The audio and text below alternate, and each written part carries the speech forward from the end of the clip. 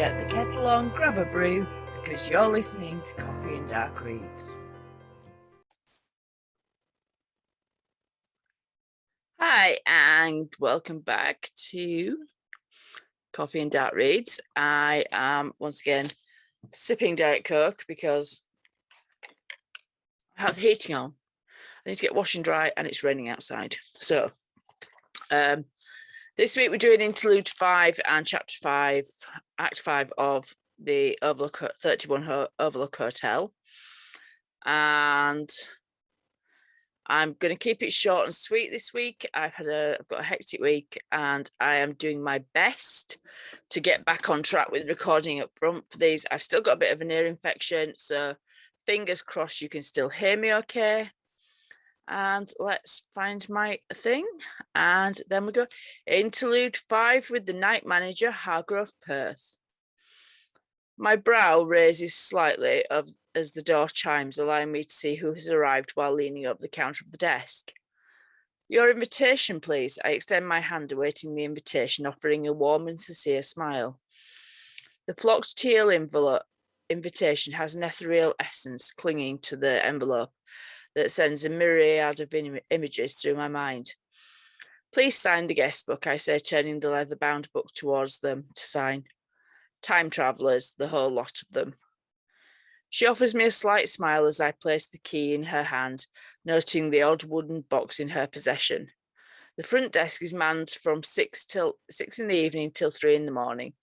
The spa is by appointment only, but the lap pool and traditional pool are available at any time. Should any of you have special requirements for dinner, our chef is able to recommend to accommodate with sufficient notice. Room 929, Teddy will help you with your bags. I smile, watching her walk away, knowing full well she isn't alone, and her brood of travellers has already arrived. That's why I gave them the largest suite in the hotel. And Act 5 is the legendary box of Asius. Going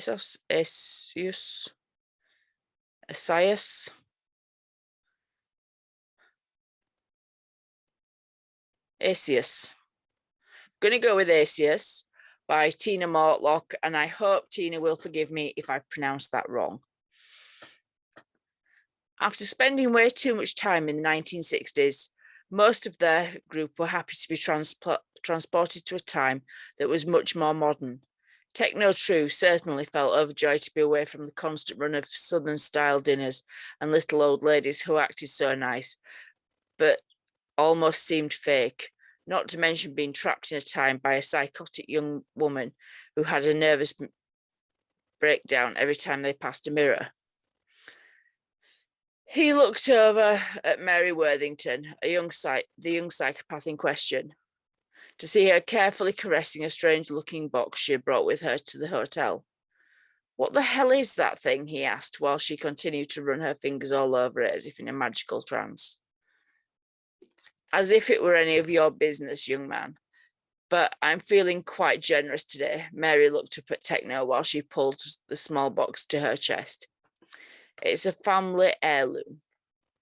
It's called the Box of Asius, legend has it. She raised her voice, which caught both Scar Faulkner's and Vina Keith's attentions.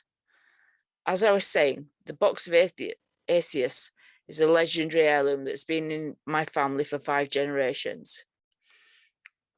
The legend in my family is that there is an entity who lives in this box with the power to transform any onlooker into their ultimate idea of perfect beauty. That's such bullshit, Techno yelled and went back to the Bible he held in his hand. Vina stood up and walked towards Mary as though she were floating on air. Is that really true? It is very much true, Mary declared, loud enough to send chills down Techno's spine. I've seen the entity myself many times. How does it work? Vina asked. It works by attaching itself to your soul and feeding on your subconscious thoughts, using that energy to gain power, sort of like vampires in the books. Of course, there's no real such thing as vampires, is there? She looked round, but nobody answered her half-rhetorical question. If it's so powerful, then why don't you open it right now? Techno didn't believe a damn word she said, but he mocked her every chance he got. Her craziness had gotten really old over the past several months. After all, he had what he needed. Why was she still here anyway? I will, but I want to hear about your Bible. You don't seem to me like the religious sort. You guard that book with your life as if it had magical powers. She walked over to Techno and snatched the book out of his hands. He stood up to challenge her, but he didn't feel like playing her games right then. Where I come from, the Bible is an outdated and rather illegal artifact that brings a death sentence for anyone who touches it. My grandfather, Straum True, was the first to be executed for owning of these things. Mary laughed at such a ludicrous idea. Now I think you're the ones who's telling tales, young Techno. She tossed the book back on the bed towards Techno. But that really doesn't explain why you guard it so closely. If it's true, if you are in possession of a book when you travel back to your time, will they not kill you since it is, as you say, illegal? Techno ignored her question, but Scar stepped in. In the future, we have a shit ton of technology that you can't even dream of back in the 60s. Computers, algorithms, droids, digital paper, GPS trackers, solar-powered electricity, lunar-powered electricity, cars that run on water alone. You name it, some geek in a lab invented it. All the Bibles in the future are protected by a number of our futuristic technologies that prevent anyone from getting their hands on a copy without the president herself knowing about it. So as far as we know, when we return back to our time, we will have the only pure copy of the Bible in existence. He paused and turned between Vina and Techno. Do you realize how much this thing will be worth? It's a little more complicated than that, Vina said. There's no guarantee the book will pass through. Wait a minute, wait a damn minute, Techno jumped up and got in Vina's face. Why haven't you mentioned this before? Techno, I told you I wasn't sure it would work, but I also told you we would try.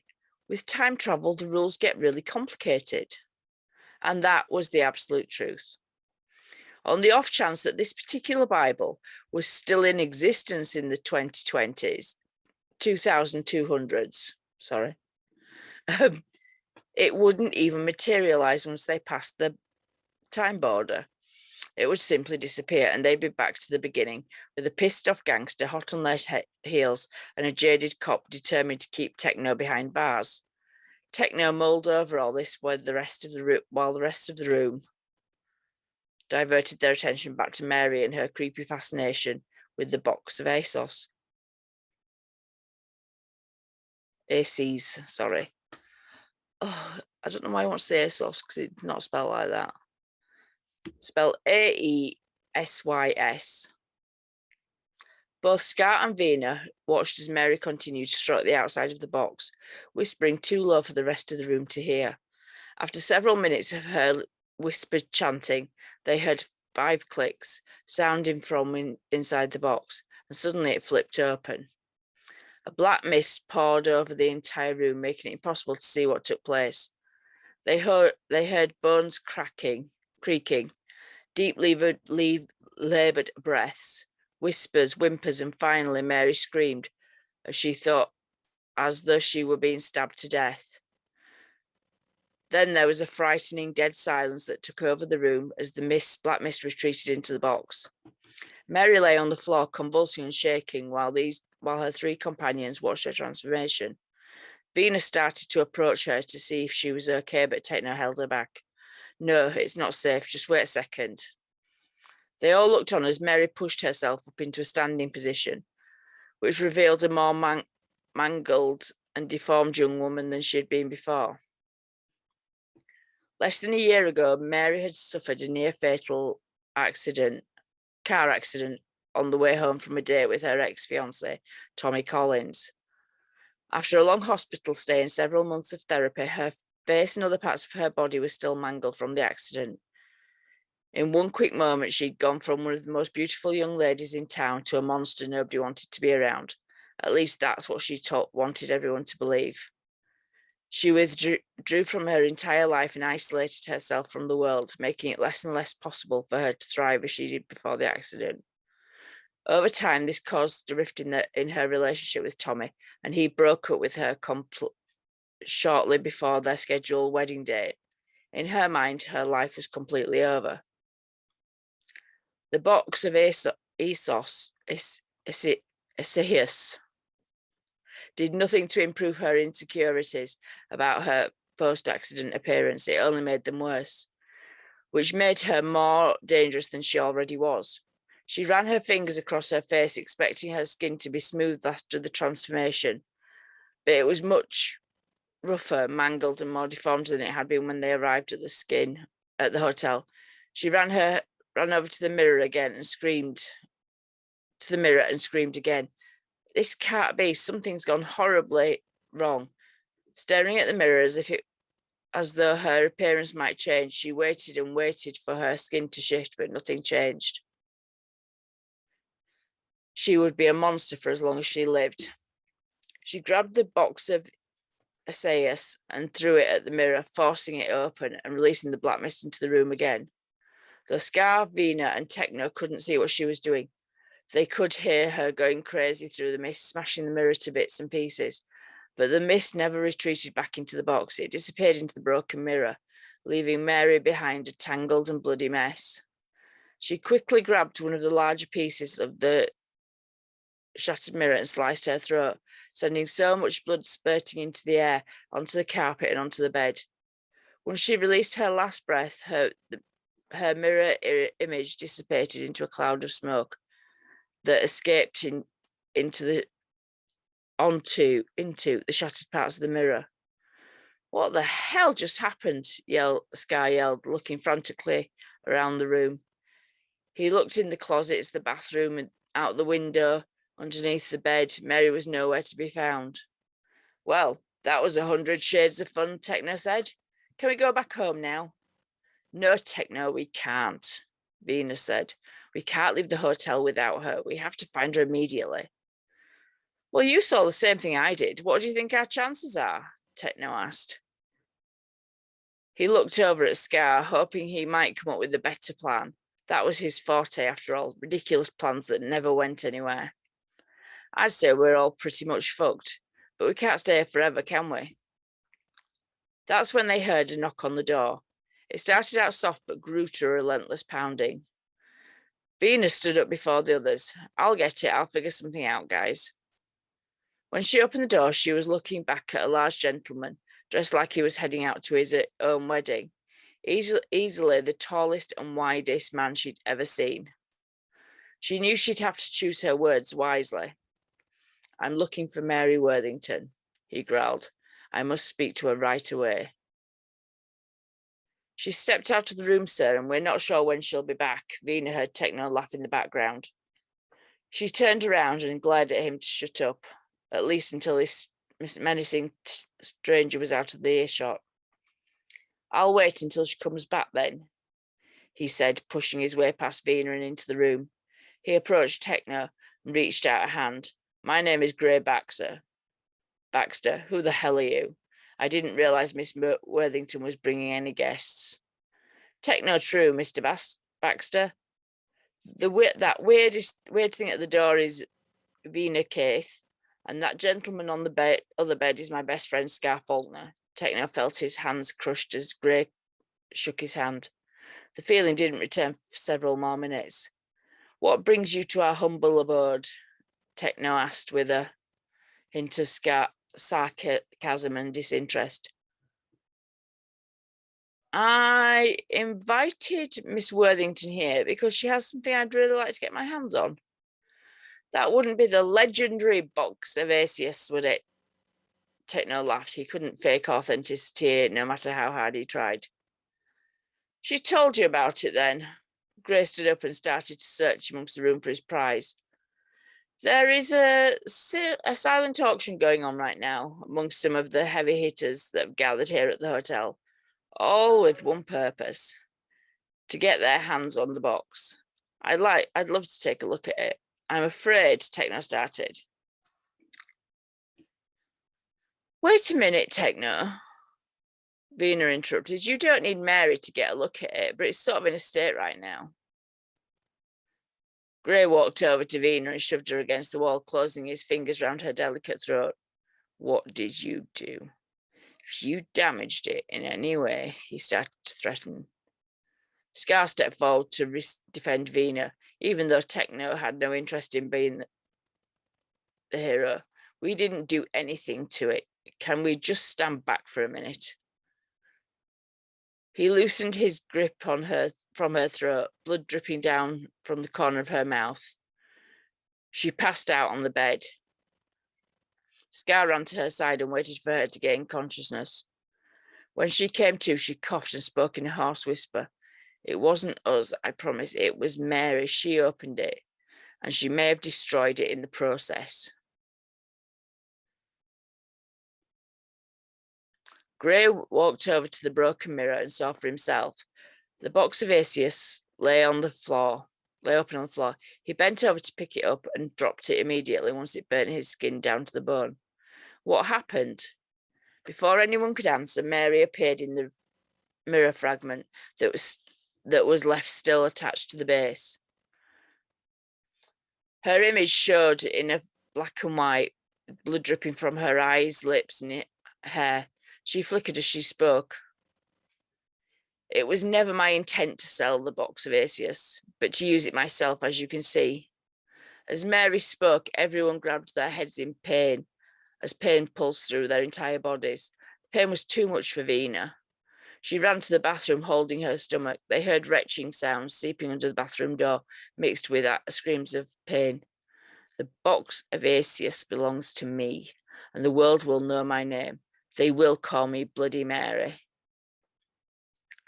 Grace stumbled towards the door, screaming in pain, glaring at the flickering demon, staring back at him through the broken mirror. The door suddenly caught fire and he fell to the floor, blood pouring from every orifice on his body. Let me out, he screamed. Say my name, Mary whispered. The lights flickered in the room and the fire grew bigger. Say my name, she said a bit louder. Bloody, Grace managed to get out. Say my name. Mary's screams echoed down the hallway, shattering glass and mirrors in all the rooms on their floor. Bloody Mary, Grace screamed, blood spraying from his mouth. Suddenly the room calmed. The door flung open. He ran as fast as he could, and his screams could be heard all the way down the hallway.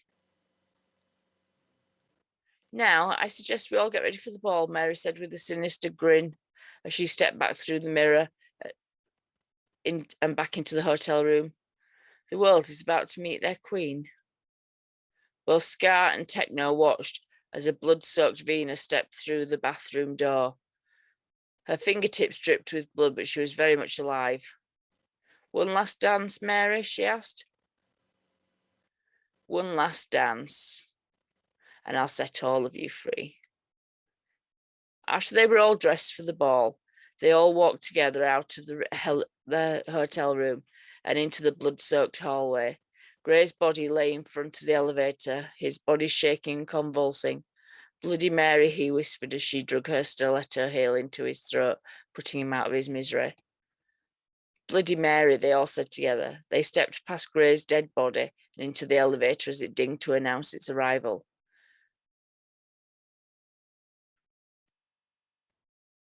Once the elevator closed, Mary's frightening black and white and bloody image stared back through all the mirrors on the hotel floor. Screams echoed down the hallway following Mary's solitary command. Say my name. And that is part 5 by Tina Mortlock. And I quite like that one because I like the Bloody Mary thing. And, you know, it's like the Candyman myth of looking in the mirrors. I quite like that type of thing. I have just finished all the freebies. I'm not sure if something's still available free today, but I will double check and let you know. If you follow me on all social media, then you'll find everything going on. And again, there's those 2 anthologies that are out right now, the Meant to Be Mine for the Books on the Beach and the Steel Petals charity one. Both are for different types of cancer research and really good causes and really good stuff to go with. One's short story fiction, one is poetry, which you will not see many books with me with poetry. I promise you that. So I'm going to say goodbye to the podcast now, and I will see you all next week for, we're on the next 6, part 6 next week? I don't know, I've lost my thing. I've lost my marbles. I do that quite frequently. I've lost the right thing. Yep, next week will be Interlude and part number 6. So take care, everyone, and I'll speak to you later. Right, so guys are still here. Hair still looks the same because I am going to dye it later. It's all sort of wiggly at the minute because I've been wearing it in plaits a lot to keep it out of the way. And I had something that I wanted to talk about and I've forgotten what it was. So, yeah.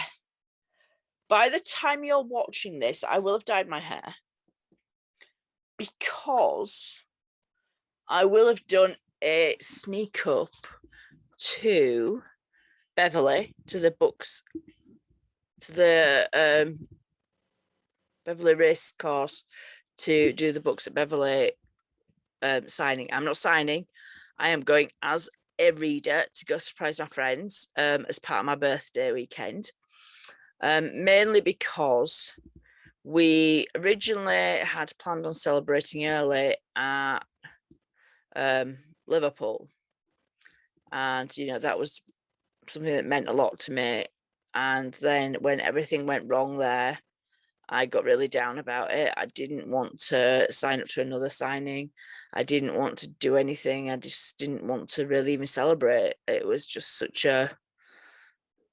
put such a downer on the whole thing.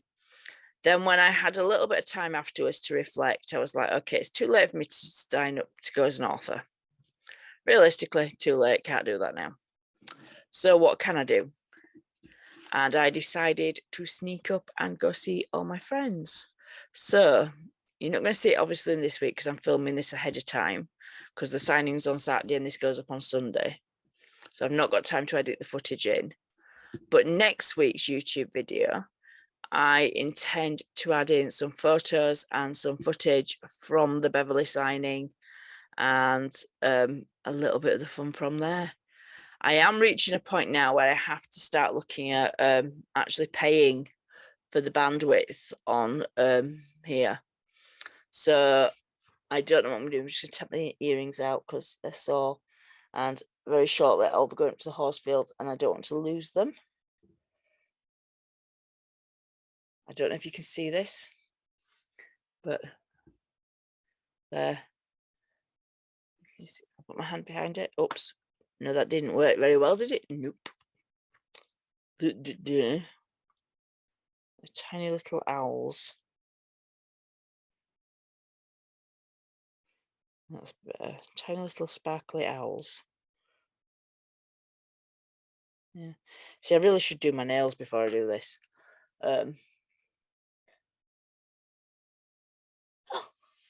It's one of the things I sort of say in social media posts. You should take care of the details. My hands look terrible right now. My nails need doing. My hair needs doing. Everything needs doing. But this is how it is.